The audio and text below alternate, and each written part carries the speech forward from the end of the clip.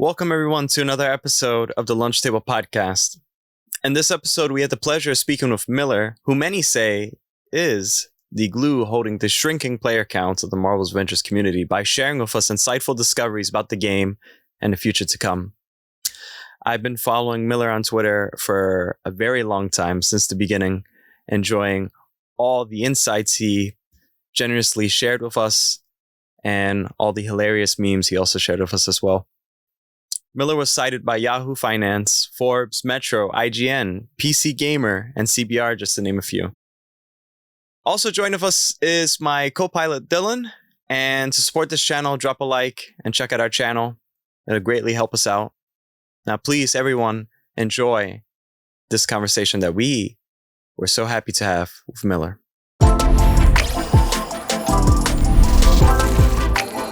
Have you been playing anything recently, Miller? I wasn't sure I was going to get it, but I picked up Pokemon Violet last night. Oh, my friend's been playing it. Yeah. Yeah, it looks like shit. Like it's a disaster. But like design wise, it's everything that almost everything that I think fans have wanted. Mm-hmm. But the caveat, oh my god, it looks like hell. That's rough. Straight up unfinished. Oh man. It really looks like it's like a year away from release. Mm-hmm. Like it's bad. Damn. That's how all games are nowadays, too. That's the suck part about it. This is one of the worst ones. I'm not gonna lie to you. Like there is no 2-minute stretch of playing the game where there is not one very clear, at least minimum visual bug. Mm-hmm. Like it's in your face constantly. Oof. It's really bad. Like, okay, so like entire buildings, the geometry will be culled. So just giant shadows will just appear and disappear. And I mean like over like the course of like 7 or 8 frames. Oh, wow. Like it's just bizarre looking. It's like soup. It doesn't make sense constantly. It's weird. There's like really weird. People are falling through the floor. Mm-hmm. It's like this is not the level of polish I think people have become accustomed to with Pokemon games. Mm. It's odd. But again, from a design perspective, it's like a great step forward. So it's like you want to play it, you want to love it, but your eyes don't, not so much. Right. That's the suck. Wait, but how long did they take to make this game anyway? Because they take like, honestly, like 2 years now to make these games. Right. Like they'll draft up like design stuff, like I think like right before the 2-year mark. Mm-hmm. And then I think they sort of spend the next couple months like scaling development and like mapping out like the kind of features that they need in the engine before they really like start grinding. Mm-hmm. And then so like full scale development is like usually like a year and a half. Like we've had prototypes leak for previous games now that we have like time stamped. And it paints a really grim picture of the pace that they're making these. Mm-hmm. Mm-hmm. Are you excited for Breath of the Wild 2? Yeah. I mean, I loved the first one. I still haven't finished the DLC to this day. I was like, I'm going to go back and do it one day. And I just didn't get around to it, but perfect timing. Mm-hmm. But no, I'm like an absolute Monolith Soft junkie. So like any project that they touch, like I have to play it. Mm-hmm. And you can always tell. Like they're just wizards. Mm-hmm. I love those guys so much. Is there anything else you're into? Like, I'd say more like AAA like stuff, like maybe like God of War, some stuff like that. Is that like AAA gaming is honestly like pretty bad. That's all acronym. It's AAA. Sorry, it's pretty terrible consistently. Like I don't know. Like I feel like AAA gaming is really like at a race to the bottom. Really? And totally. Like, don't get me wrong. Like, there are passion projects that are like, oh, no. This is like art. Like, we're doing art. Right. But they're still ultimately kind of like designed by committee nonsense. Mm-hmm. Yeah. Like, I don't. Like, it's all just, I don't know. Like, when is the last time a AAA game like really made a bold choice? Like, maybe like The Last of Us 2's writing. Yeah. But like, I mean, even from like a design perspective, like when's the last time? I mean, like you could maybe argue like Death Stranding. Like there's not a lot of innovation in that space. It's kind of sad. Like, yeah. I've played AAA games like 10 years ago. I got my fix, you know? There was not a whole lot more going on, which is sad. But like, the industry is broken. And when you scale development to that level, like people's lives get ruined. And it's not like something that like manifests out of thin air. Like it's people doing it, and it's just like gross profiteering. And the creation then is like so disposable and forgettable that it's like, there are like auteur filmmakers and stuff that are known for being like too far. You know what I mean? Like you've like ruined actors' lives. Like what the hell's wrong with you? But like you have a piece, and I'm not saying it's excusable, but like they can at least say, but I have this thing. You know what I mean? Like I made this thing. And it's like 1 or 2 lives, you know? And then in like the AAA gaming space, it's like, we ruined dozens of lives and you don't remember Madden 25. You know what I mean? Like, oh, that sounds evil. That's I don't so know. true. Like, don't get me wrong. There's cool games out there. And I'm not one of like a big like indie junkie. Like I'm really excited in like the AA space. Like a lot of like the really well-known Japanese developers and some of the like former indie developers that have sort of risen to prominence in the US and are working with like really swelled budgets. I think some of them are doing really, really cool stuff. You know, like I like a 16-bit platformer as much as the next guy. Those are tired as hell too. But like there's some cool stuff still going on. I don't know. It's like gaming is such a stupid artistic medium. Like that's so it's addictive. Really dumb. Yeah. Like I mean half of it is made in consult with like clinical psychiatrists because it's not art, you know what I mean? Like it's really just like a slot machine. And it's sad like how exciting that still is and how much we get invested in that. But like I can't lie, like I'm playing Pokemon right now, for Christ's sake. Like I'm right there with everybody. Well, do you think it'll ever change in the future or something like that? And also, what do you mean by also like destroying lives specifically? Like how? Like crunch, like people who neglect their families. People who work 18-hour shifts. I mean, I'll tell you, Avengers is no exception to that. Like there's hundreds of people who feel burned by that project because there's like 3 years of their lives that are gone, that they have like trauma over in some cases.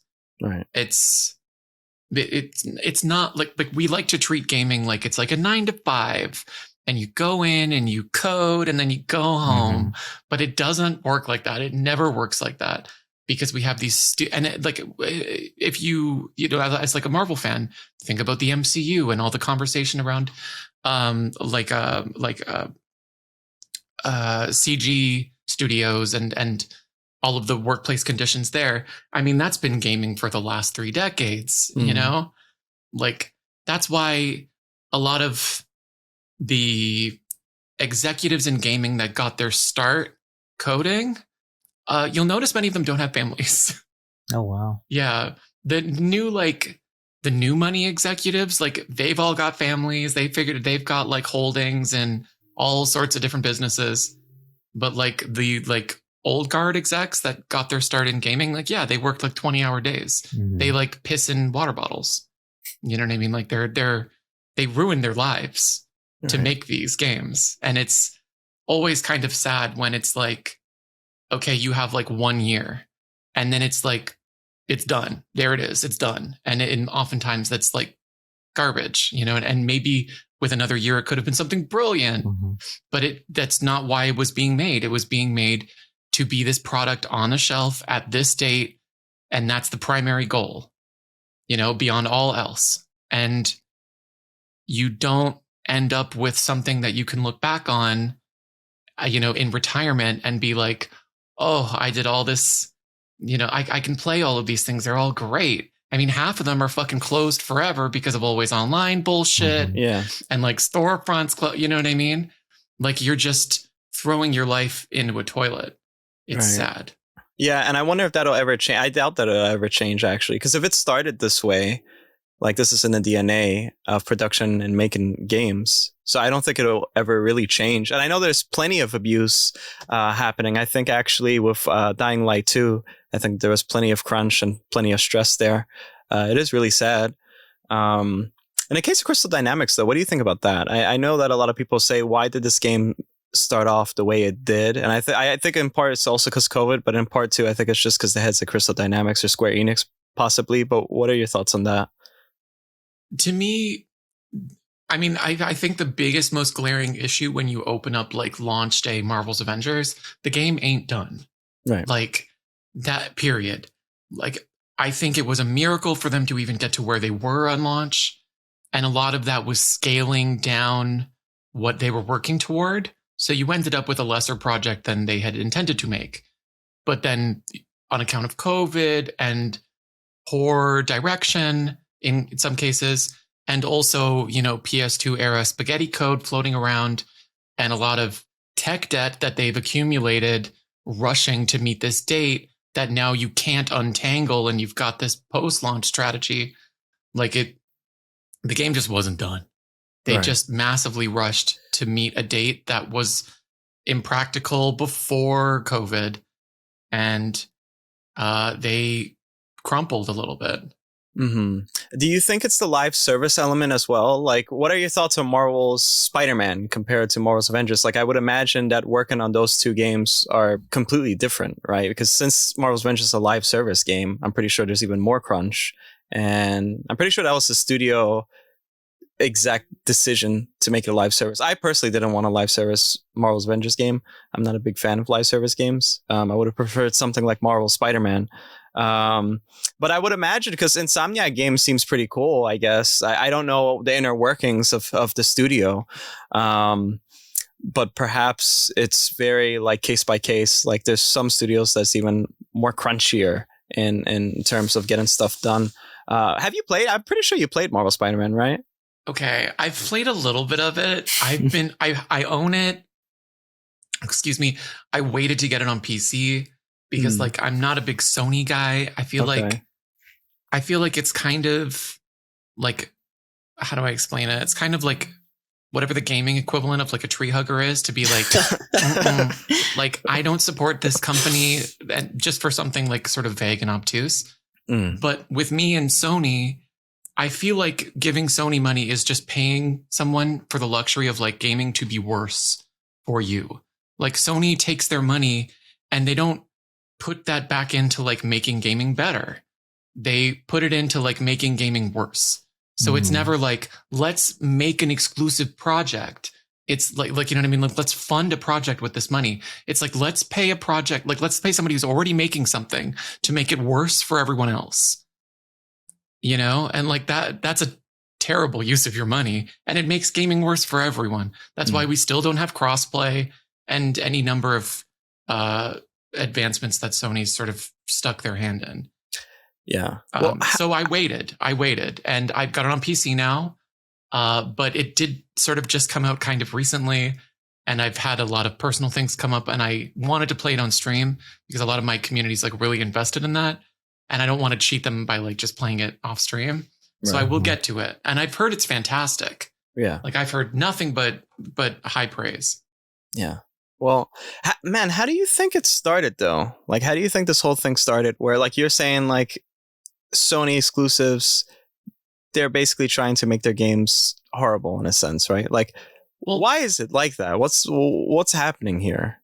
I mean, don't get me wrong. Like Sony does pay to create exclusives. Like they have a lot of studios under their belt, and those are consistently making games. Like we've had like multiple Game of the Year contenders this year that are under Sony's checkbook, as it were. So my issue is just when you get these bodies that consistently put in money, like we're talking about Avengers, perfect example. Sony didn't say like, let's put this money into like make a Marvel game. Sony went to Square Enix and said like, hey, you're making a Marvel game. What if we gave you this money to make it worse for everyone else? You know what I mean? Like, because you have all this budget and you can make it better for gamers or worse. And worse for gamers is often better for Sony. Right. You know, that's part of their business model. Like if you make it worse for everyone else, people are more likely to buy a PlayStation. They're more likely to buy their games on PlayStation. And that's how Sony has the market lead that they do. I mean, they didn't start like that. You know, it took a couple gens for them to really get a stranglehold on the market, and they've got it. And you can't shake it. It's aggressive, yeah. You think it's like that for PC games too, not just consoles? Yes, absolutely. Square Enix is the worst for it. Like Epic Games is another classic example of like, we have this budget. Do we want to make a game, or do we want to give this money to a game that already exists to keep it away from other people?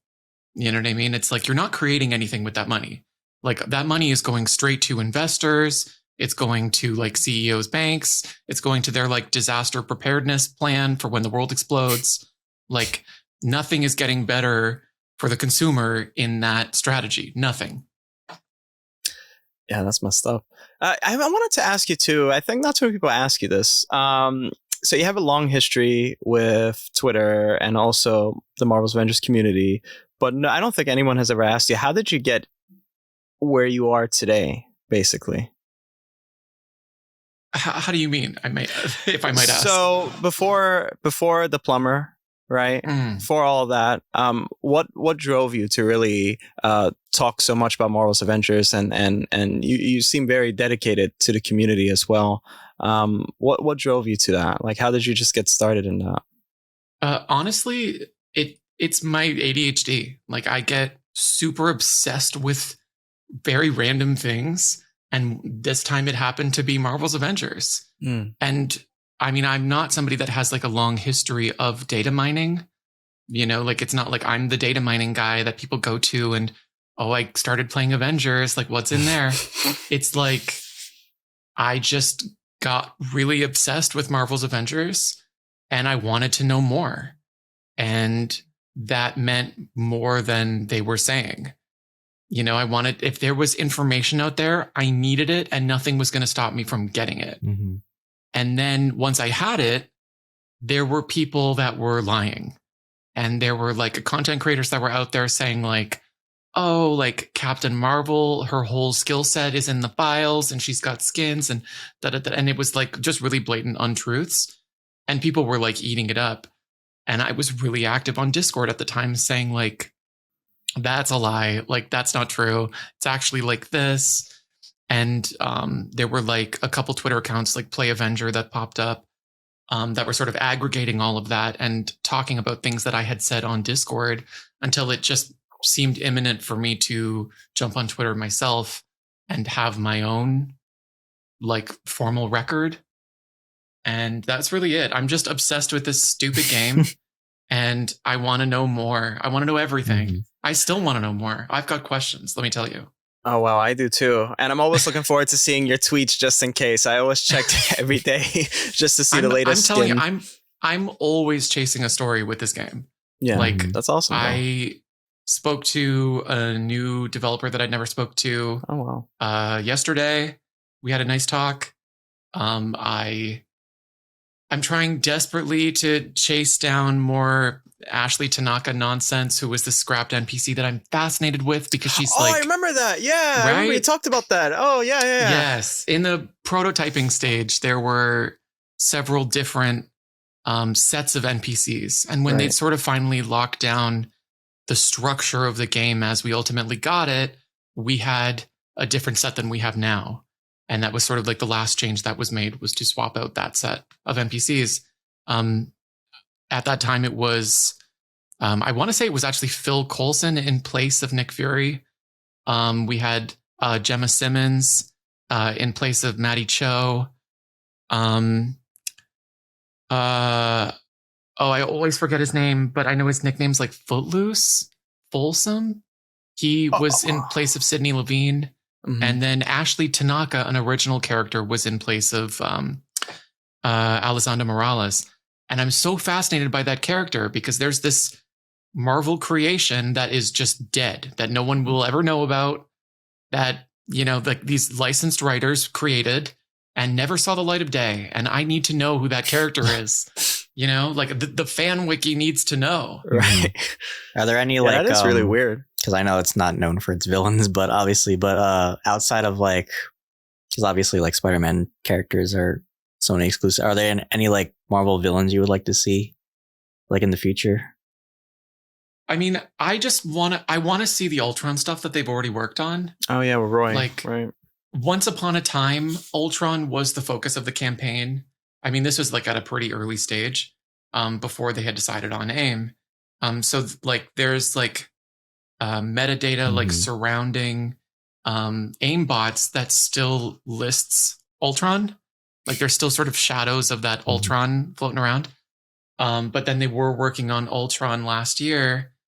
Around the time they were working on She-Hulk, never came out. And I know that there's like this. I've already talked about this, so it's kind of boring. But there's like a unique mechanic in the boss fight where you have to like use these beacons to extract the consciousness of Ultron out of the body.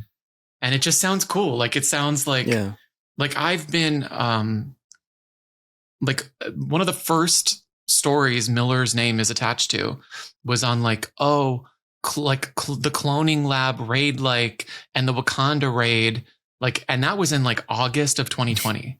Like all of this raid content that we have had this whole time, I have been sitting on essentially since like August and talking about ad nauseum. So to have like new raid content, I'm like, oh, that's so fat. Like I want to know what that's like. Right. I just want to see the damn Ultron. But they've got like a sort of I forget what the word for that is, but essentially they've got like smaller scale villains in like the tie-in comics too. Right. That I think they could have done something really cool with. They've talked about with Patrol Mode doing villains, like new villains. And I have to imagine, just based on like their development capacity, that they're looking at like a Crossbones style situation where they are like smaller scale villains. So I think that'd be a cool opportunity to bring those guys back. The designs were nice. They've got Titania in there, who I love. Yeah. I love the design of Crossbones actually when I saw him in War for Wakanda. I think we had enough of it's basically a war crime at this point with just fighting the AIM bots. Like I feel so bad now. It's like the Avengers turned out to be the bad guys. Do you think soon they'll change it up a little bit? I don't know how they would. I know we have, what are those guys? The mercenary people. I know that we fight them sometimes, but for the most part, it's just AIM. Like, when are we going to get to that change? When are we going to get to that point where it's actually is like Taken King and we do get more new players involved? Like, when do you think that is? I got to tell you, I'm not sure we ever will. Wow. Like, there's only so much I can say. I've had conversations in the last few weeks that paint kind of a grim picture of the future. Oh, no. And I'm working on a story always. But like, I was on record a couple months ago saying, like, I don't think we're going to make it to the 4.0 update series. Like, I really don't see it. And I mean, that's like over a year away. We still have like all of the 3.0 update series to get through. But I mean, what I can tell you is the next AIM bots in the game are set to be the Kree. Definitely. Ooh. I can say that definitively. Great. I forget what I saw recently that pointed in that direction, but I saw a paper document that talked about that. And it would, I mean, I think they've got some great ideas. I hope they can get there. Yeah, me too. I'm still playing. I'm still active. I hope so. I want to get to the point also with She-Hulk, because I thought at the time, which is really weird. Do you think they did that on purpose too? With like the reveal of She-Hulk, and all of a sudden they just wanted to trick people. Some people are saying that they kind of wanted to do a switcheroo and say nope. No. Yeah. I'll walk you through what happened. Okay. So please. This is my current understanding. Okay. They were making She-Hulk. Spider-Man aside, She-Hulk was scheduled to be next after Black Panther. I believe this probably would have been tied to Ultron as well. They were working on them in tandem. As far as I understand it, Kritsia Bajos had recorded audio actually quite a ways back. So it wasn't as if they'd like just gotten her back in to do it. So there is like leeway there. The initial plan from like launch was like which one, Winter Soldier, She-Hulk first? We don't know. We'll decide when we get there. But as far as I understand it, after Black Panther, it was like full steam ahead on She-Hulk. So late December, there were some staffing changes and some fresh blood and some new strategy. And that new strategy was new content. And so they dropped what they were doing and started up on Jane Foster. And I think they were very surprised by how poorly that went. Right. She wasn't done. They didn't meet the goals that I think they wanted to on the outset. I think they wasted a lot of time, frankly. I think they burned a lot of goodwill. And leading up to her release, I had some heated exchanges with a member of the brand management team who was very clear that, well, as was Brian in an interview with Paul Tassi, that, oh no, Winter Soldier was always next, not She-Hulk. And that makes no sense to me at all. To paint it out like there was some narrative picture there that involved Cloning Lab in 2022. Yeah. Like somehow I doubt that. Yeah. It as far as I understand it right now, She-Hulk is being held for such a time as the development resources that they have access to are so large that they can create a wholly original kit for her. They simply don't have access to that manpower right now. So that's how you got a Jane Foster that was, let's say, 30% new content. And that's why you're going to get a Winter Soldier that is, say, 40% new content, maybe 50.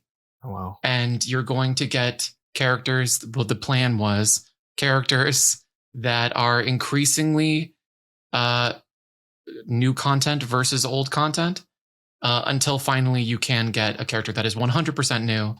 And that is when you would see She-Hulk. Yeah, that made sense. So thinking back then, I kept on thinking of new characters they could add. And I kept on thinking of like random characters that probably wouldn't make sense with the narrative of Marvel's Avengers. But like, for example, I always wanted to play in Dylan 2 a third person Daredevil. And I would imagine that he would play a lot like perhaps Spider-Man and a little bit brawling like Captain America or something. And that kind of makes sense with the resources they have. They kind of mix in certain elements of certain characters, just like Winter Soldier. It's in New York like too. I heard. So, yeah. Yeah. I heard some talks about Captain America being a big influence on Winter Soldier, mixed in with like perhaps aiming gameplay, like from Black Widow. You know what, man? I really wish I saw, like, I cannot wait to see, because I'm a big fan of like all the designs in Marvel's Avengers in general. I cannot wait to see She-Hulk. Like, have you seen how she looks though? Does she look good? I saw one thing. And I've also had conversations specifically about the appearance with other people. And from what I understand, it's the She-Hulk that you have in mind when you close your eyes. You know what I mean? Okay. I do know they were not going the modern brute She-Hulk route. Okay. It was a classic glamorous She-Hulk. Oh. She speaks in legalese with the writing that they'd finished.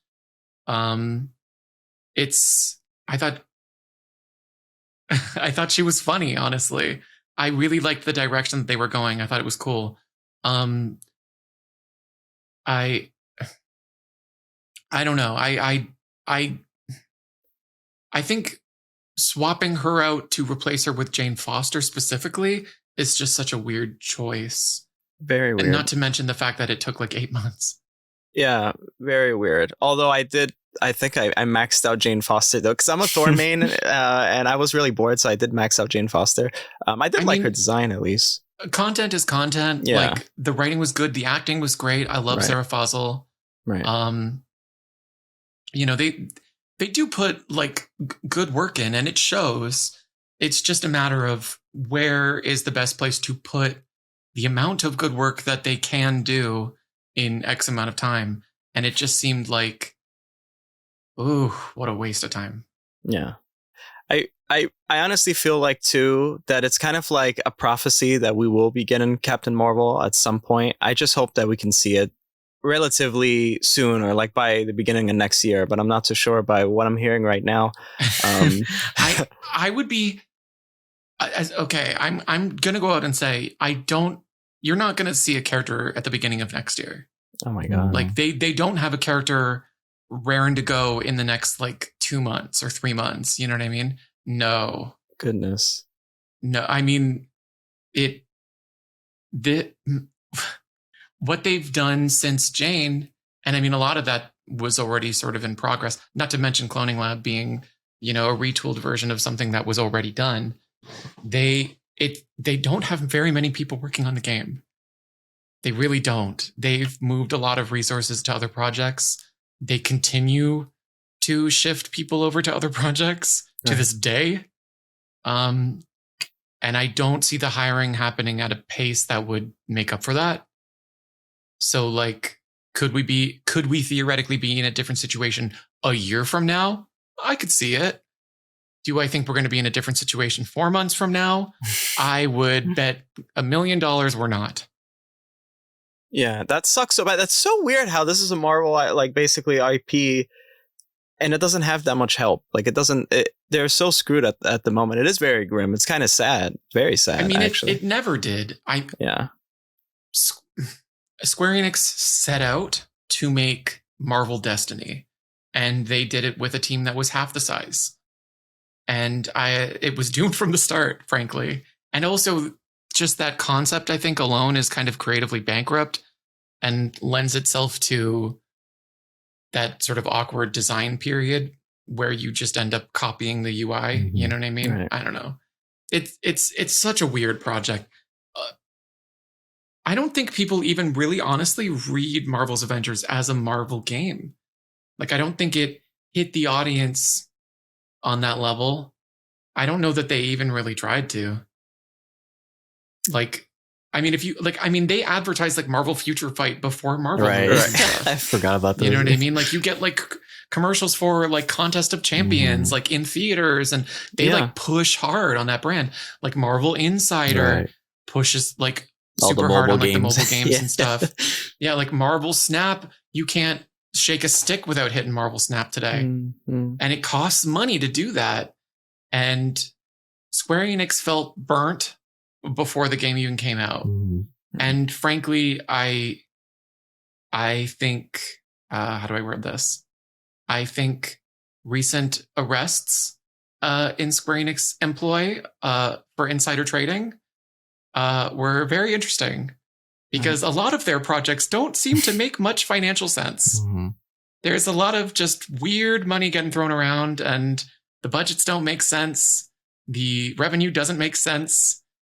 We know they're making deals that I don't see reflected in like their investor disclosures. Mm-hmm. Like it came, I swear, I can't find a source on this, but I swear it came out that Microsoft paid Square Enix like $2 million for the Guardians and Avengers Game Pass deal.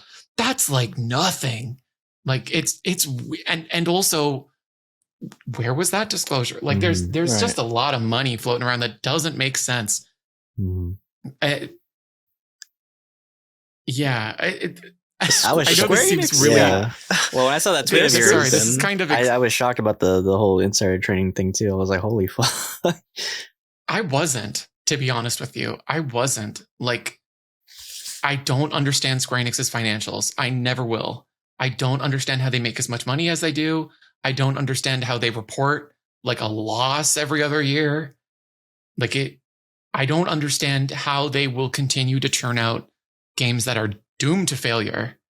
And I mean, like the writing is on the wall. It's super obvious, but also they don't make those like fan favorite, like passion projects. Like, we know it's not going to make a lot of money, but you'll still love it kind of thing. Like, it's like really weird project choices. Like when they sold off, like the entire, like Europe subsidiary to Embracer, they kept the Outriders IP.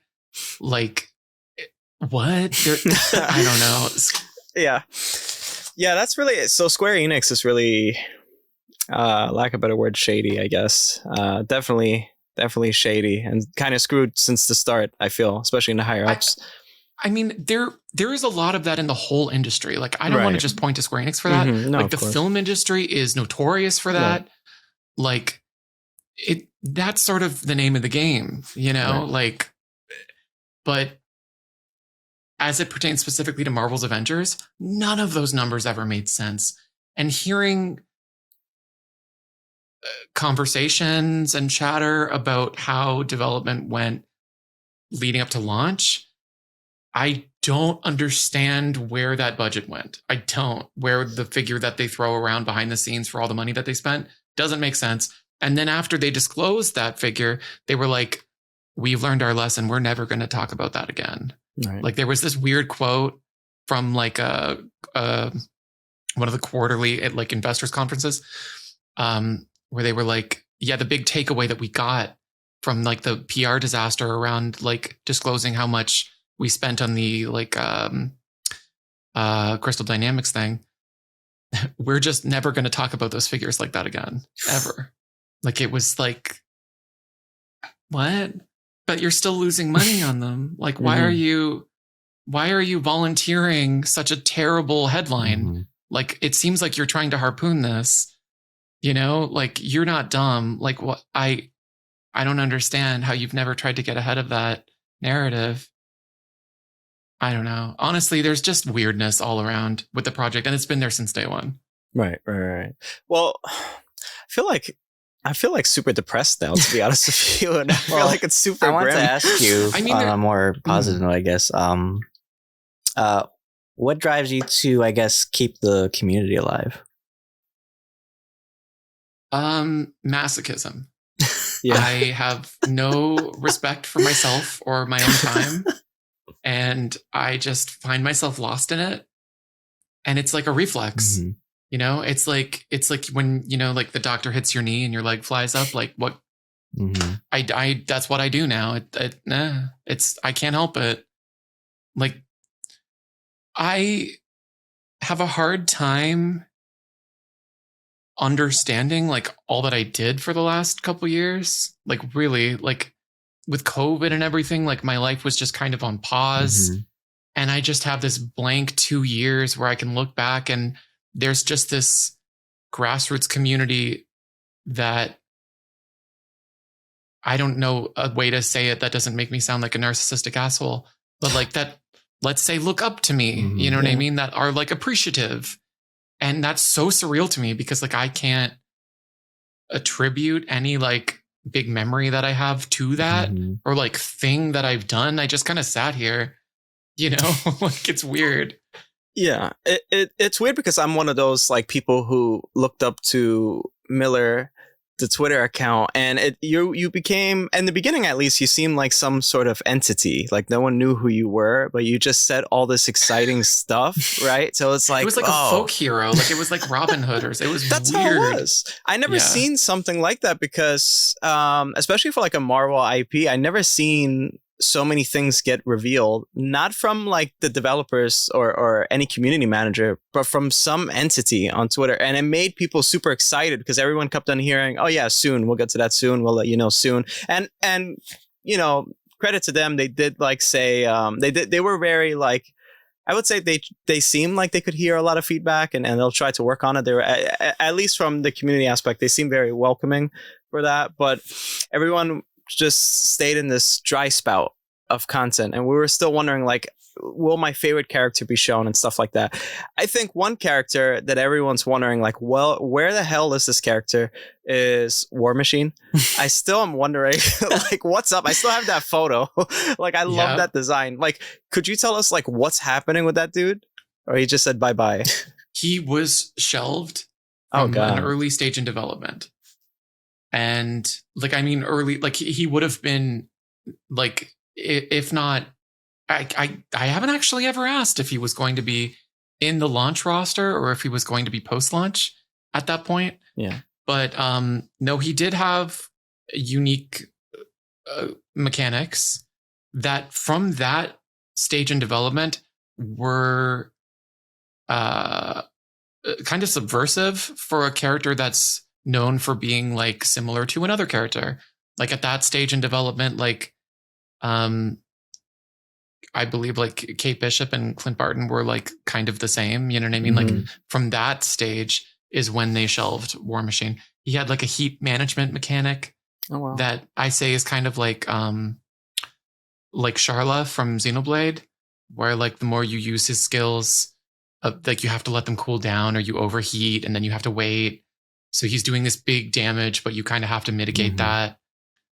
Which I thought was really interesting. Yeah. I never actually really got super into Marvel Heroes, but I've heard that that's similar to how he played in Marvel Heroes, which is par for the course for these devs. They drew a lot of inspiration from other games that these characters have appeared in when possible. So I thought that was a lovely homage. And how serendipitous that now like the lead developer is from Marvel Heroes. Seems like a perfect opportunity to do him, especially if we're looking for characters that you can base on existing characters. Right. In this case, the existing character being the one that they've already made. Right. Like it does seem very logical that he shows up soon. That doesn't mean it's going to happen. That sucks so bad. Yeah, I've been wondering because I kept on thinking he'll probably, at least from an outside perspective, I always thought that he'll be kind of like a clone from Iron Man. I mean, we got Jane Foster. We also have Iron Man. It kind of makes Kate Bishop. It kind of made sense that he would be a clone. I'm still wondering if She-Hulk though. So She-Hulk, I'm wondering if she has very similar attributes to regular Hulk. What I had heard about She-Hulk in terms of her being a clone was a lot of like the post-launch characters that were originally planned, that process of making them, and they spoke about this when I think it was when Clint Barton came out. These are sort of echoes of a time when the combat was of a smaller scale.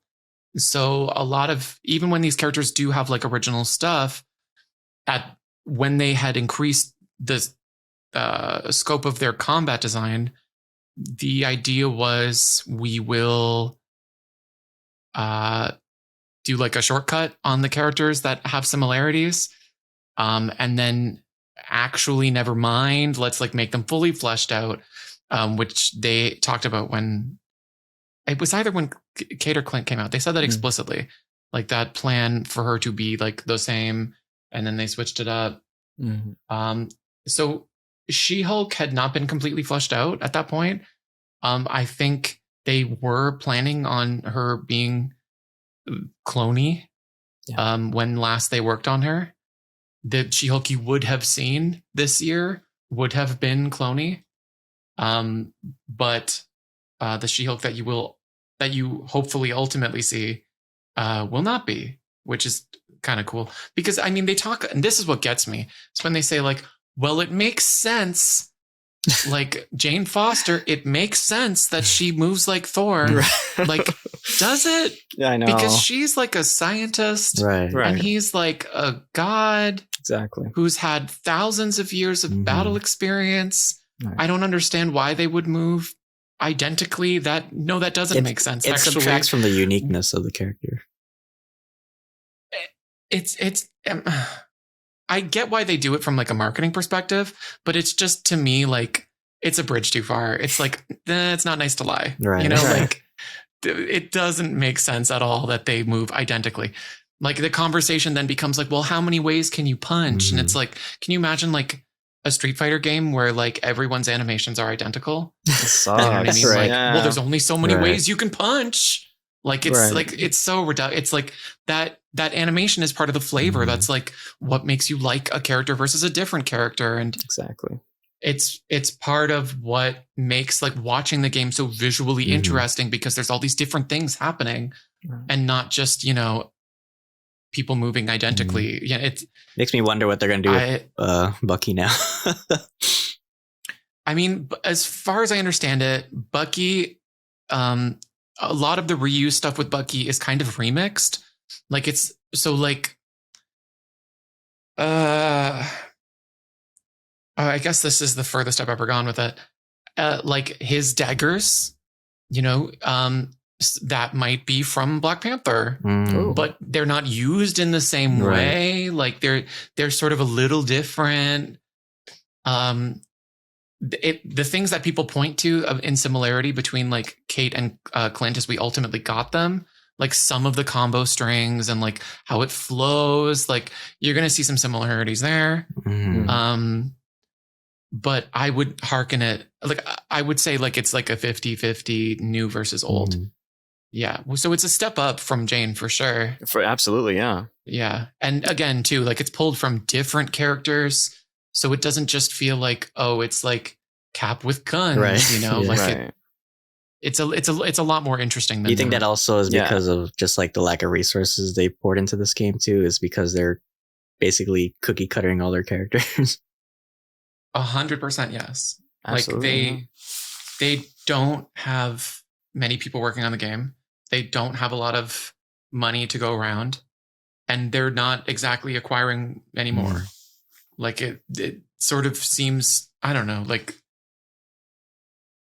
the more key creatives that they lose, the harder of a time I have believing they genuinely believe the game has a future.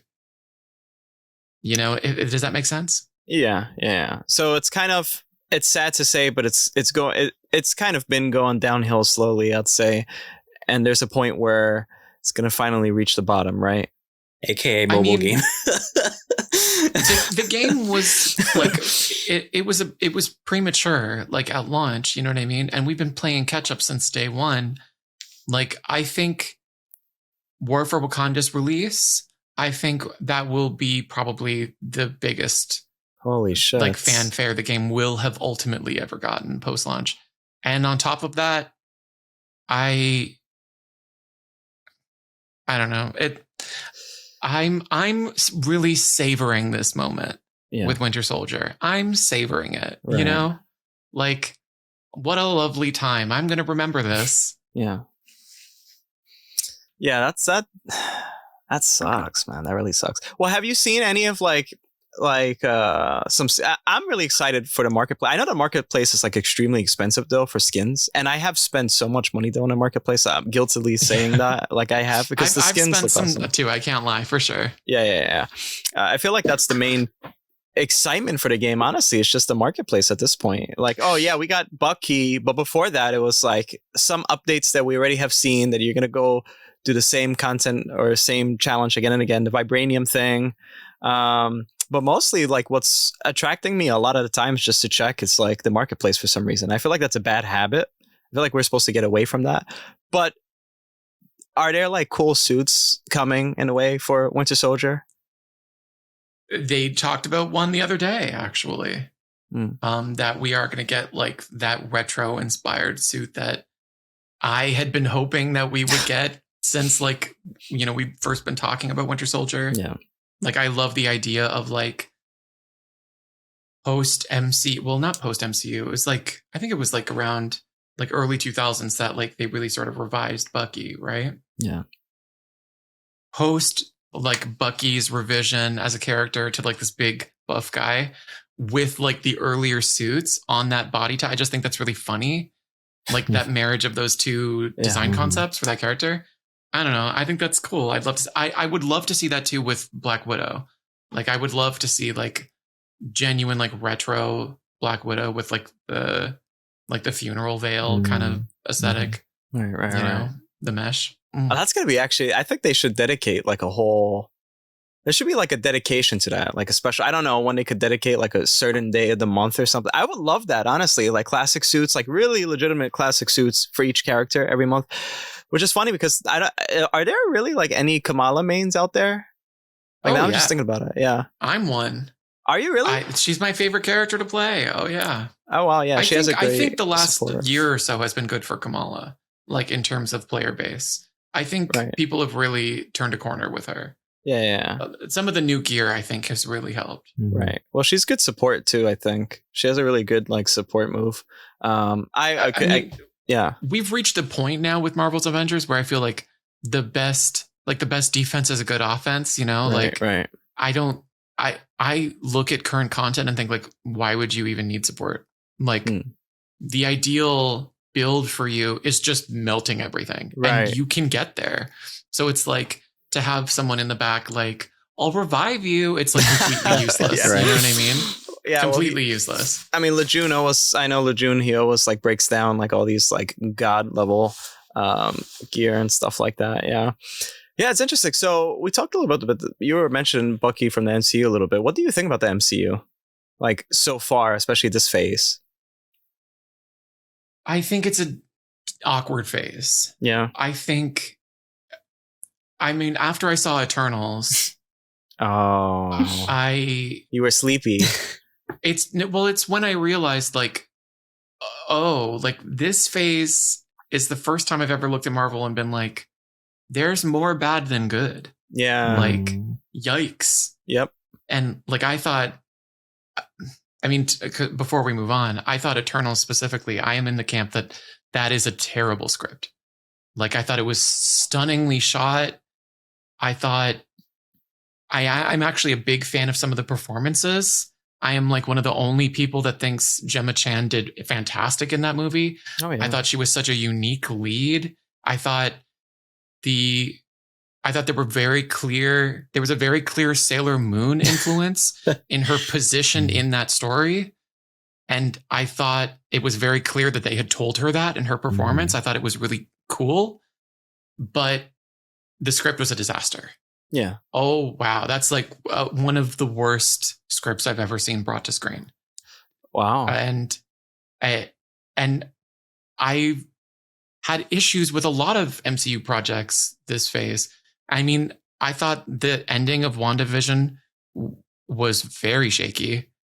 I thought the ending of Falcon and the Winter Soldier was bad, which is unfortunate because the middle is so good. It's so good. Yeah. It's so compelling. Yeah. And WandaVision was so formulaic at the end, at least. It was like it just led you through like this Twilight Zone-esque type of like journey. And then all of a sudden it was very MCU formulaic. The Evan Peters thing was such a clickbait. It was like, I hated that, man. I really wanted him to be Quicksilver. I'm not going to lie. I mean, the sad part is that we know there was more. You know what I mean? Like, there's elements of the WandaVision finale that just don't make sense.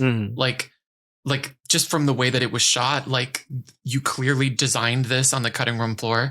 Like when like the sword boss like shoots at the kids and then like Monica runs and like blocks them. But like they're two children. So they're like standing apart from each other. He shoots into the center of them. Right. And she comes to take the bullets. So like she's like, but the children are like not being blocked by her. Yeah, they're like on the sides. It just visually makes no sense. It's like, I don't know what you shot, but it's not that. Yeah, it sucks. Like, it's weird. And then because we know like Darcy didn't get an ending. They just sort of like, she went home to her home planet. Like it's just weird that she just is in the ice cream truck and they have an earlier shot from her. Just like, hey, unrelated outtake. And then she's gone forever. Like, clearly COVID hit it really hard. I agree. Yeah. And Falcon and the Winter Soldier, there's like entire episodes that take place in a room. Like, you know, like you can tell they had issues with COVID, but it doesn't make the final product any better. And I mean, Falcon and the Winter Soldier specifically, thematically, I thought shit the bed in the end.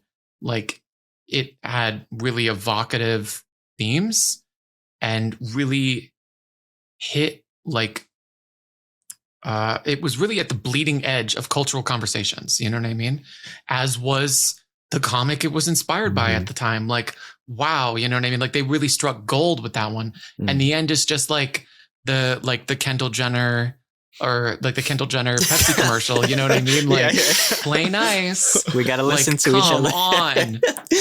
Like, and then also too, like he like US Agent gets like Sokovia'd, so it's like you're done, and then he just comes back and uses his powers, and they're like, we're cool with it, right? Like it's very weird, and I don't mean to CinemaSins it, like I really don't, but to have like high highs like in the middle, like shocking bits, you're like, I cannot believe Disney did that, like whoa, like that, you're like that would have been ballsy for like HBO, you know what I mean? Like damn. and like evocative cultural imagery of like, you know, like the stars and stripes, like with like a foreign national's blood on it. Like, it's like, oh shit, Disney. And then like, like we all have to get along now. Like politicians, you better do your job. One world, one people. Yeah, it's very lazy. It's cheesy. It's very lazy and cheesy, I'd say. I think the MCU is turning into that. I think a lot of the shows, I'm like we review it on this channel, She-Hulk. It's very like split. Some people are enjoying it for what it is. Some people are saying that it's like going back into what they're supposed to represent in terms of like themes and stuff like that. What did you think of She-Hulk, by the way? Have you watched it? I did. To me, I think the conversation around She-Hulk would have been very different if the project surrounding it had been better. I don't think people were ready for what She-Hulk was. I don't think people wanted to hear it. Like the finale of She-Hulk is literally a parody of Marvel movie endings. Yes. Like none of it makes any sense. It's called out directly. Like this is dumb as fuck. Like, you know, like we were just talking about like the ending of Falcon and the Winter Soldier, like or the ending of WandaVision. It's like super formulaic, like come on. And no one laughed with it. You know what I mean? Like people like, well, I mean, I did, but like I felt like the fandom at large, they were handed that joke. Like, you know what I mean? Like this is what we shit talk all the time, like that third act nonsense. Like we all hate it. Like it ruined Black Panther, like the ending of it, like, you know, like this is the bane of Marvel, and there it is lampooning it, and and people didn't want to pick up on that. You know what I mean? Like they didn't feel like She-Hulk was on their side. Right. Like they didn't feel like She-Hulk was one of the fans, which is hilarious to me when she's there. Like, when are we getting X-Men? You know what I mean? Like that wink. They couldn't have pushed harder on like, she's one of you, you know, but people have been the well has been poisoned a little bit. Yeah. Like some of the projects have been bad, and it's damaged the confidence in the brand. So when you have the brand like sending itself up, it doesn't feel like a joke. It feels like, oh, they don't get it. You know what I mean? Like, here they go again. Yeah. You know? Yeah. It's funny actually, because I actually rated the last episode of She-Hulk high. I forgot what was my rating, Dylan, for the last episode of She-Hulk? That's all I remember. Was it? I had fun with it though. Like I actually had fun with it. Like I felt like I had bipolar while watching She-Hulk. Like there were some episodes where I was like, yeah, actually this is fun. I kind of get what people are saying. And there were some episodes where it was like complete ass. I was like, oh my gosh. But the ending, I actually had a lot of fun with it. I got the joke. I also kept on saying to Dylan that I was like, I wonder if She-Hulk would have been received better if there were other shows at the same time, like if they produced more content. I wonder if, because, you know, some shows, they're very different. They feel very different than, like, let's say a Loki or something. Like She-Hulk, you can't really compare it to Loki, I think. It's like a different type of tone and everything. So I wonder if it'll be received better. And like, it's kind of like a sitcom. That's how I kind of see it. Like you have a sitcom, and then you also have, like, let's say, for some reason, Daredevil Born Again was like side by side. I wonder how the results would be. I wonder if it would be better for people.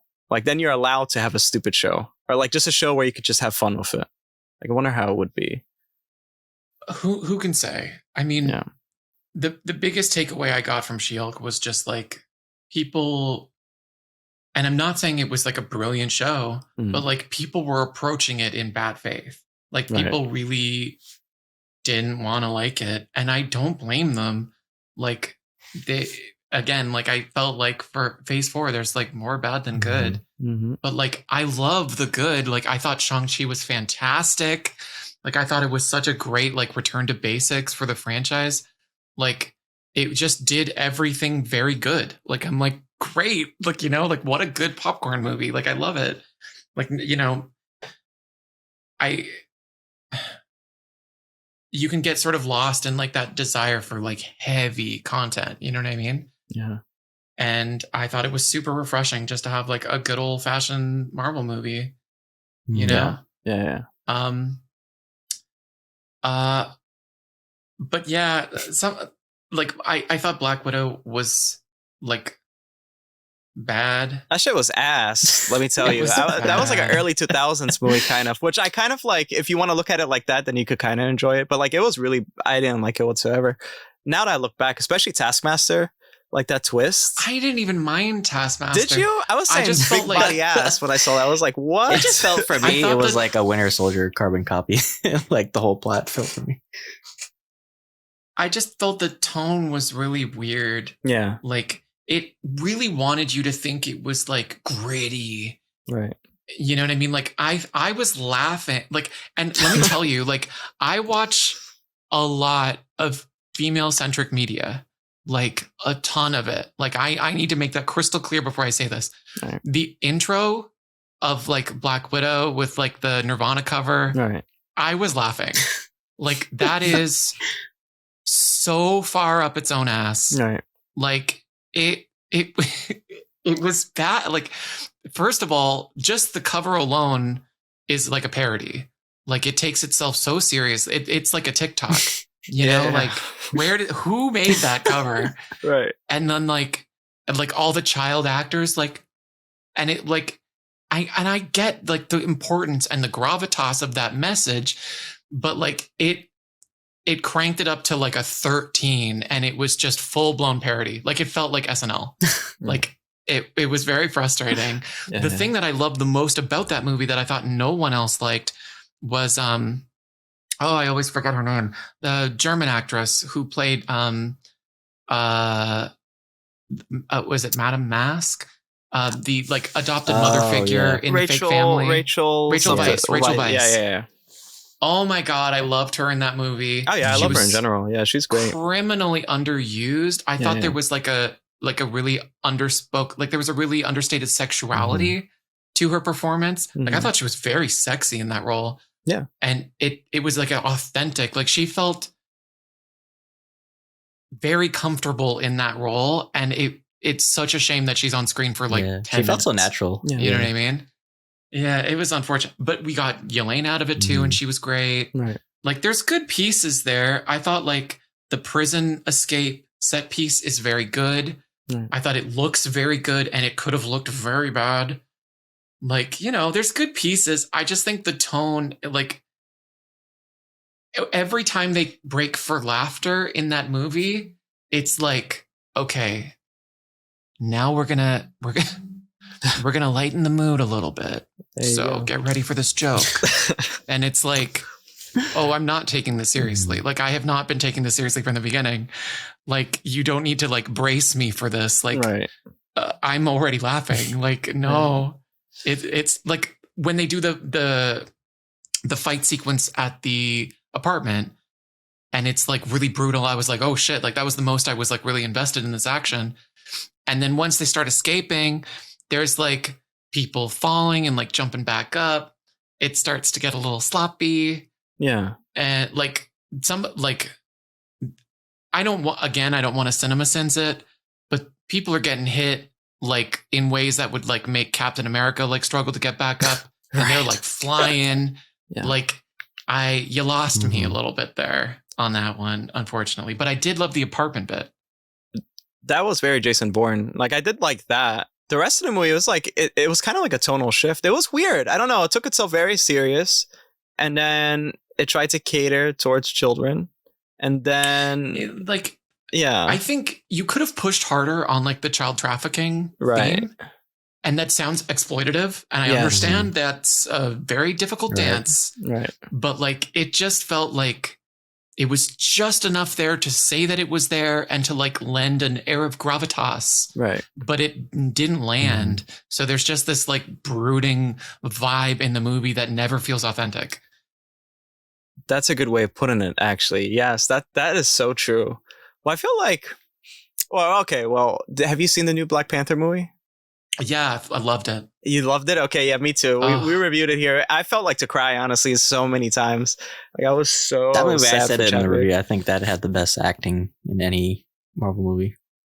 It was very genuine, I feel. Yeah. Especially Namor. There's parts of that movie, like Wakanda Forever, where you're just taken aback. Like every inch of this screen is filled with so much passion. You know what I mean? Like everyone in front of and behind, like in front of and behind the camera, you can tell is just in love with what they're making. You know what I mean? And you can feel it. Yeah. Like it was electric. Yeah. Oh, yeah. So good. That's why I felt emotional. Exactly because of that. Yeah. You could feel it. And then plus I think a lot about Chadwick. I was a big fan of Chadwick back then.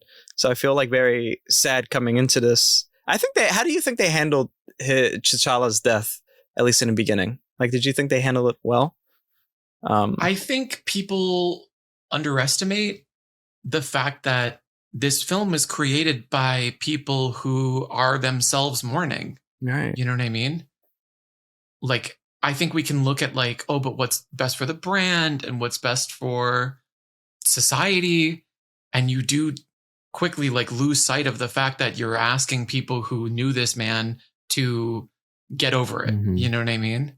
And that it's really harsh. Right. And I thought what they ultimately came up with really struck the perfect balance of paying respects and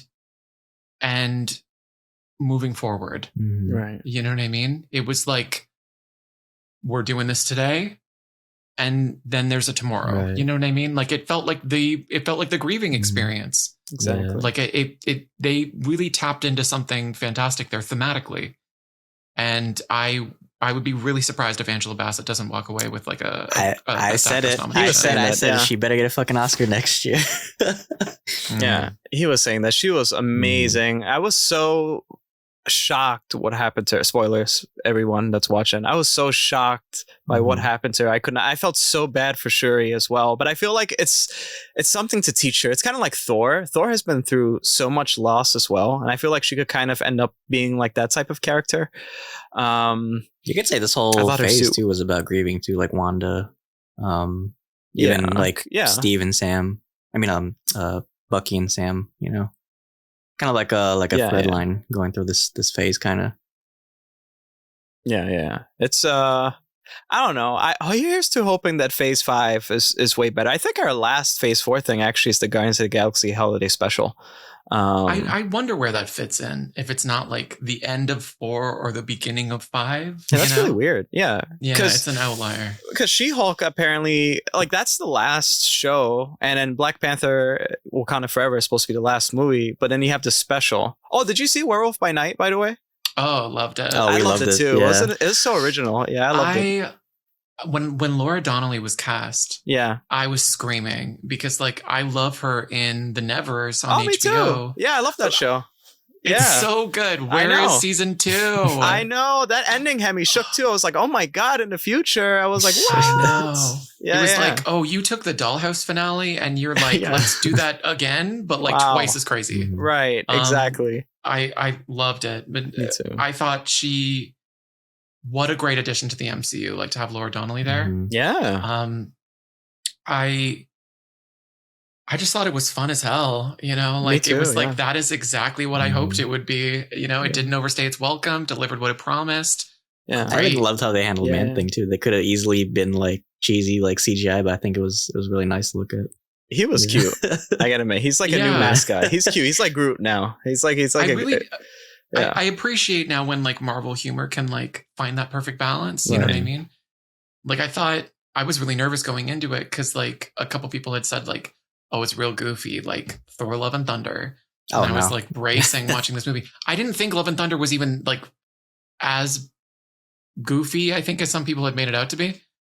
But I was like, oh boy, like that's a red flag. And then there's like 2 jokes in the whole thing. And one of them is literally in like the last 3 seconds. Right. It was like, what jokes? But I mean, what was there was so appreciated. You know what I mean? Right. Like it really helped you believe, like when you have a character in like a life or death situation, right? And they're not panicking, you know, you have to sort of believe that like their emotional center is at that place of danger consistently. They're kind of used to it. You know what I mean? Right. Maybe they can screw around a little bit. You know, you need like a little bit of candor there to sort of put you in that space where you're not like fearing for their life every frame. Yeah. And I thought they hit the note really well. Yeah, I think so too. I think also because I was telling Dylan, I have like a theory that perhaps Marvel, at least MCU Phase 4, is very hit or miss. Is it the studio or is it the directors and writers, like specifically? Like there's like James Gunn, I think Guardians of the Galaxy Volume 2 was amazing. And also Peacemaker on HBO, which is DC. I love that show. Like, I'm wondering, is it really the directors? Like, who's the director from She-Hulk, right? And everyone hates She-Hulk for some reason now. It's like, and Eternals, they got Chloe Zhao, but she's a different type of director. I think she did Nomad or something like that. Like, she doesn't fit for that. Like, I'm wondering if that's the problem here. I loved her direction. And Eternals. There was the first time that Cersei in Eternals contacts, I forget the name of the Celestial. It starts with an A or something, right? Yeah, it probably. Yeah. It sort of pulls like the camera away from her, and there's this really believable parallax with like the galaxy behind her. I got like a little vertigo, like watching that in the I was like, oh shit, like it. That is crazy to pull that off. Like, that's filmmaking from 20 years from now. You know what I mean? Like, I've never had something pull me there that quickly where I felt like I was falling just watching it. You know what I mean? Right. So cool. Yeah. Like, I think she was the right director. I think the issue to me, ironically, was like the leash was too long. Too long. Like, Kaz Furpo is not a good writer. That script is really bad. And she fought for him to keep the script that he intended to create. Like the unbelievably poor taste Hiroshima sequence. Right. Oh boy. Yeah. That was like in the initial script. Like, Kaz Furpo fought to keep it there. The studio was begging them to cut it. And Chloe Zhao came forward and was like, no, like, this is his script. Like, it's staying in there. And that was the wrong instinct. You know what I mean? Right. I think it seems like I think there's a bit of a dance with like how tightly you're holding onto that wheel as an executive in Marvel Studios. You know what I mean? Yeah. Like, there's always those accusations that they're like too firmly gripped. And there have been projects that have suffered from that. And then there are clear examples where their hands are off and it gets completely away from them, like Eternals. You know what I mean? Yeah. It's unfortunate. I don't think you can take like a one size fits all approach to every project that they're doing. I think they just have to get better at determining when to interfere and when not to interfere. I think that's the problem with a lot of studios too. I think DC's a shithole too. Well, what's just funny, it's like unknown characters for some reason have like the best. Well, what's the unknown character really? I guess Peacemaker, kind of. That's not a really popular character in DC. And so, what do you think about the DCEU, by the way? Because I don't think anybody has ever asked you. You're very like Marvel centric, but what about DC? I'm like, I've never been a huge DC guy. Oh, okay. Like, I have like a passing interest. You know, I've dabbled. My take on the DCU, I think the strategy, like the direction that they were going was broken. Right. You know what I mean? Like, leading up to Justice League, it was broken. Right. I think we can look back on those projects and say like it did X, Y, and Z right. But I think as a general direction, it was fundamentally flawed. Yeah. It was, I mean, at the time, everybody knew it. I don't know why we have suddenly developed amnesia that we don't remember how inorganic it felt. Right. You know what I mean? That like Batman v Superman was like a movie too, you know? Yeah. Like, and I mean, knowing the direction that they were going beyond that, is there an audience for it? Yes. Is there a big enough audience to justify that budget? No. I like some of the recent initiatives that they've had of like, give the creatives the reins and just let them do it. Just keep the universe out of it. You know what I mean? I've loved those projects, frankly, like the Suicide Squad. Wonderful, yeah.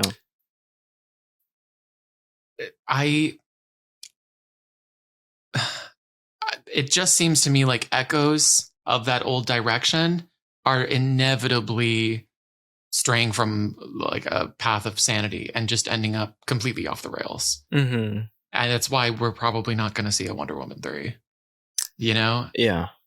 And I mean, it's a shame too, because apparently The Flash is fantastic. Yeah. Like everybody's talking about how good that movie is. Yep. Otherwise they probably would have canned it. And it just goes to show, like, the bigger the universe, the bigger the baggage. And I think they wanted a universe, they wanted the Marvel universe, and they unfortunately got it. Right. You know? Careful what you wish for. It's a steep price to pay.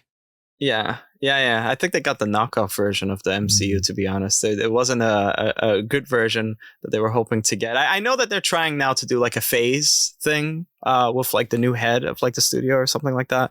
Well, they brought one of the chief, I think, executives from Marvel to oversee the new, I guess, phase. Yeah, and they cut Batgirl, which I was actually excited to see just because Brendan Fraser as Firefly, because I love Brendan Fraser. I want to see the whale, actually. And I hope it leaks. You hope it leaks? I do. Yeah. Well, no, like a Batgirl. Oh, yeah, because it's shot. That's it. I think it's even edited. They had like a mini premiere. Like, that sucks. Michael Keaton. He's in there as well. It's like, whoa, we're never going to see this ever. And we're still going to get Blue Beetle, surprisingly, because I thought with all the cuts that they did, we wouldn't be getting Blue Beetle, but we still are. I mean, there's a long road ahead of them. They started out actually really bad, I think. I think Man of Steel was very awesome. Like, I loved Man of Steel. Batman v Superman was questionable. I think a lot of people like Aquaman. And that's the thing. What's like the karma that they have with like certain actors in a DCEU that like are getting canceled now, or like they did something horrible as well? They went in an edgy direction with the casting. Like, they picked a lot of television actors, like actors that specific executives like swear by, and when it works, they knock it out of the park. You know what I mean? Like, I love their casting. Like Ezra Miller as the Flash before we know everything that we do today. But he was good. I thought that's like super cool casting. Like, wow, like that's not who you would think. You know what I mean? Like, I love that approach that they've had. But maybe there was like a reason that some of those actors didn't get a lot of work. You know, like maybe there's a reason Jared Leto hadn't played the Joker before. Right. You know? It sucks. It really does. I also wanted to ask you, I think, because you're more around Twitter, what do you think about Elon taking over Twitter? Because I know that there's a lot of buzz that Twitter's about to die. It's Ragnarok right now. What are your thoughts on that? I think it's very easy to say, like, oh, he won't let it die. Like, this guy runs the multiple very successful businesses. And like he's like the richest, like one of the richest men on the planet. That's true. He has enough FU money to burn Twitter to the ground if he wants to. Right. And maybe he wants to, you know what I mean? Like, there's nothing stopping him from doing it. It's not a publicly traded company, I don't believe. Like, if he's in charge, what he says goes. And if he says swerve into the crevasse, they go. Right. Like, it is what it is. I think people give him simultaneously like too much credit and not enough. Like, they underestimate him, and he sometimes, I hate to admit it, is funny, like in his responses. It's very trolly, yeah. You know, like he makes sport of them. Right. But simultaneously, he's like not that funny and also not that smart. And is getting humiliated also in equal measure. You know what I mean?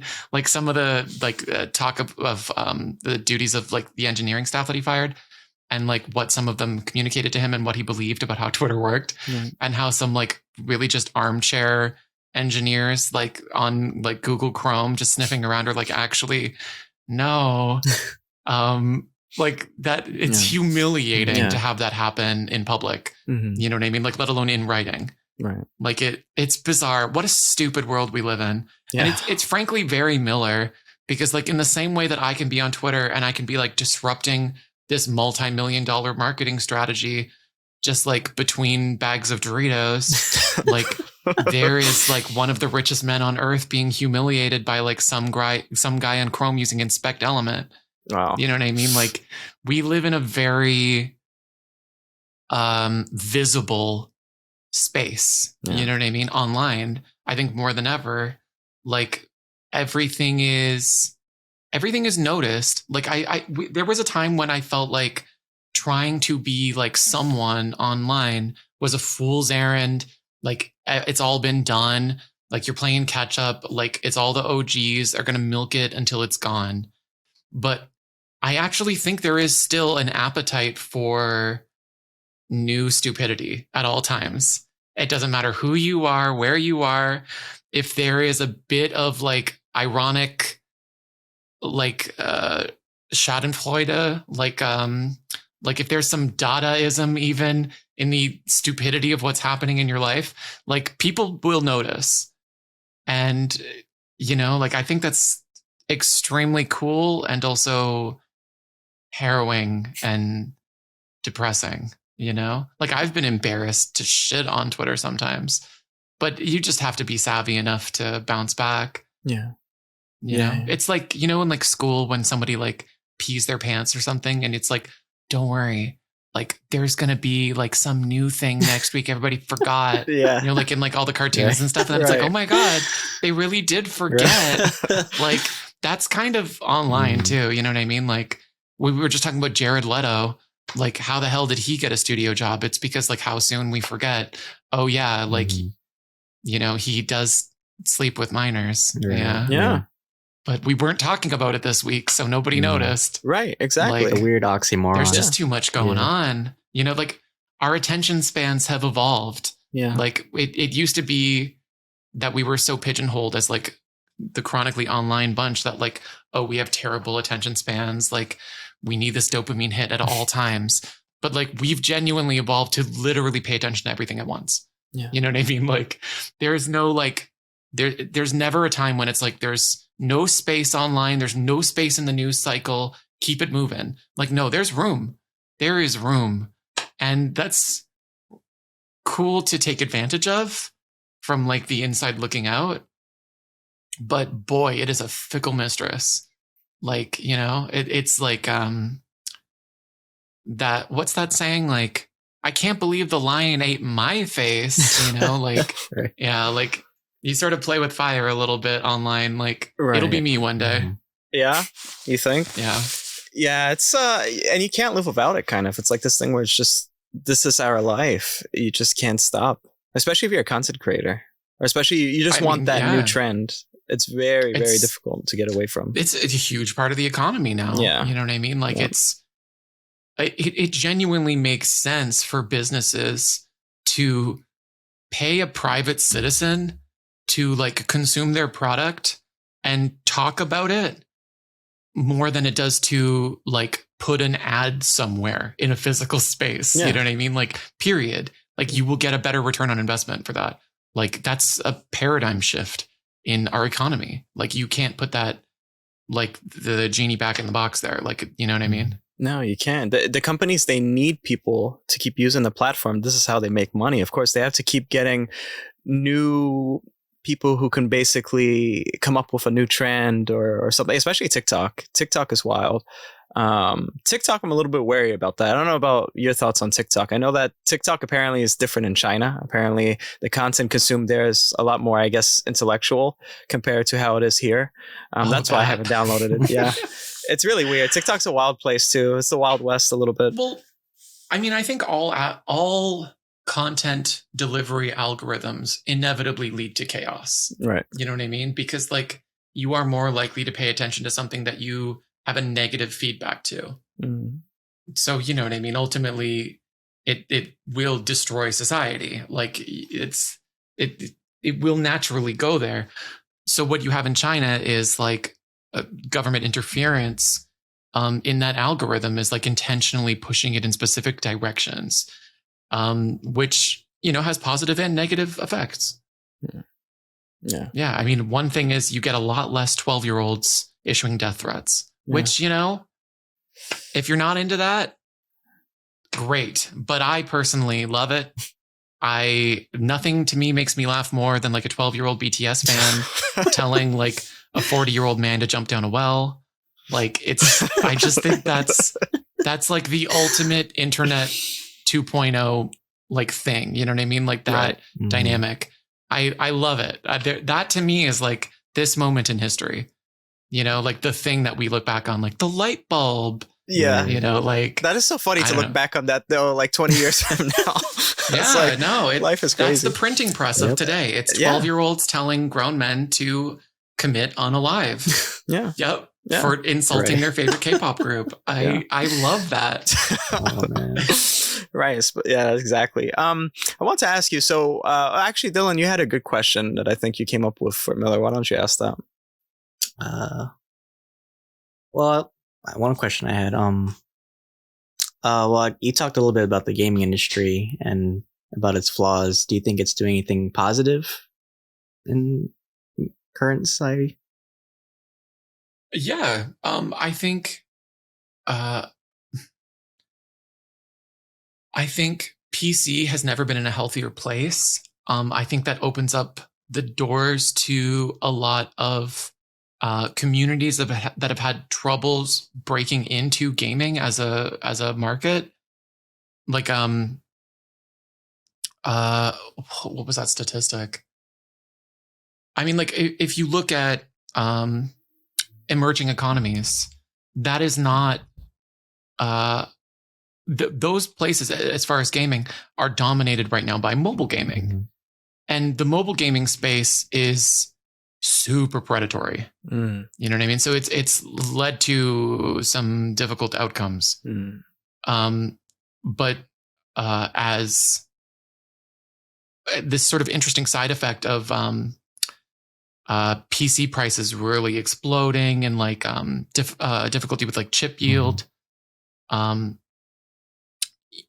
the PC market has kind of stagnated in terms of like progress in a technological sense.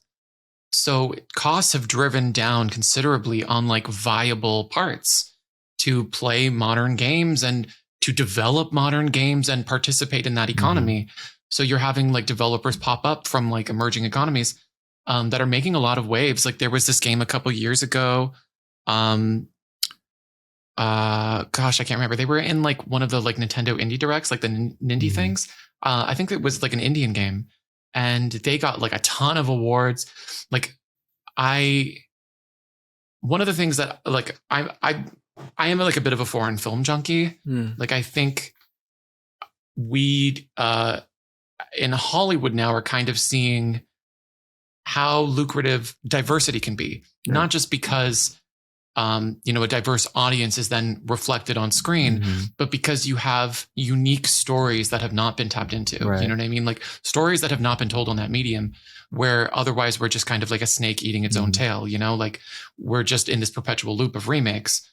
Like you have like massive swaths of the population with like unique cultures and experiences and stories and history to tell themselves and to profit from that, you know what I mean? And to enrich their own economies. And so to open that door to them in the gaming space, I think is just a really cool byproduct of this stupid situation we find ourselves in with like COVID, like manufacturing issues and stuff. Yeah. You know, like nobody has put like, I mean, I bought my graphics card like years ago now, and it was like, I think like kind of bleeding edge at the time, but like I can run to this day, like every game that comes out like really well, you know, with like one exception this year, you know, like I've been participating in this market for years, and you could jump into the place that I'm in right now on a salary. In many countries around the world that you couldn't do that 5 years ago, that was you know, gonna be my next question. But specifically do you think like from the development side in particular, I think that's I was gonna ask, like, do you think like smaller companies now have it easier, or do you think it's more harder for them? I think it depends on the approach. I think people are finding really innovative ways to get noticed as developers.